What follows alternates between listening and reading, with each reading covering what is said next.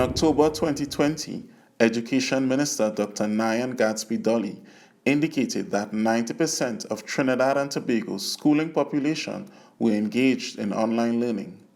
Less than 4 months later, the Ministry of Education announced a phased reopening of schools. This announcement came as no surprise to many citizens, given the difficulty much of the population has had in managing the need for digital transformation. The Cari-Bois News Network ventured to rural communities to gain insight from citizens on the ground.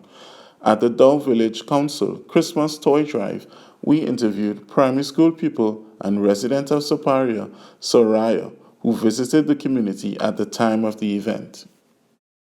Hi, my name is Keron Bascombe and I am here with Soraya. Hi Soraya, and you can say where you're from. Where are you from? Soparia Road. Soparia Road. Alright. So do you have a computer or a tablet? A computer. Alright. When you're using your computer for school, is it easy to use? Yes. Like, do you know how to use Zoom and do you know how to use apps? Yes. Alright. How long you had your computer now for? I don't know. You don't know? 1 year, 2 years, 3 years. Tell them since the COVID. Since the COVID. But so how you get to know how to use the computer? My mommy teach me. Alright, nice. Alright, well thank you very much for the interview. So you can wave bye now. Bye. Alright. On the front lines of this challenge are teachers who had to take on new rules they simply were not prepared for.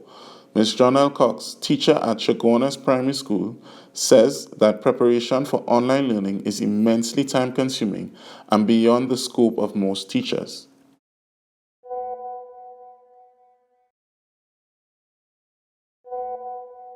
Online teaching is difficult. Yes, it is. You are like a technician, IT technician for yourself, for the students, the parents, and multitasking during the lesson to ensure that everything moves smoothly is extremely difficult. And don't talk about preparing content for online. Oh my God, sometimes it's hours. And then you want to ensure that your slides, your videos, editing your videos as well is appropriate for the children. And it's difficult, especially as a primary school teacher, because you have to ensure that the children are engaged. With so many challenges, businesses, corporations, communities, and NGOs within our society sought to ensure access to digital devices. It is clear, however, that not only is access an issue, but also the ability to use said tools to ensure efficient learning.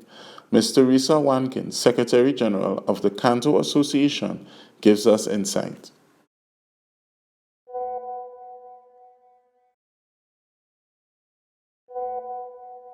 My name is Teresa Wankin and I'm the Secretary General of Canto.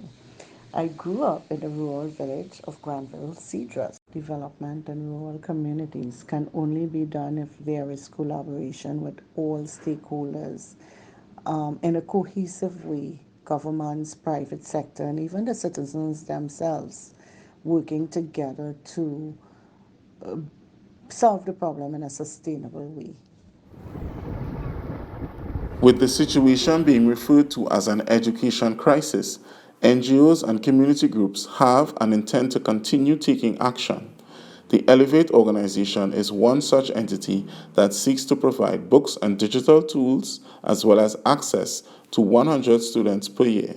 Formed in the community of Cedros in 2021, they aim to increase operations to eventually cover all rural and underserved communities in Trinidad and Tobago. As students in Forms 4, 5, and 6 return to school under the new COVID norm, parents, guardians, and other citizens remain concerned about the future of our next generation given the disruption in their education. Equity in education is now a major social issue.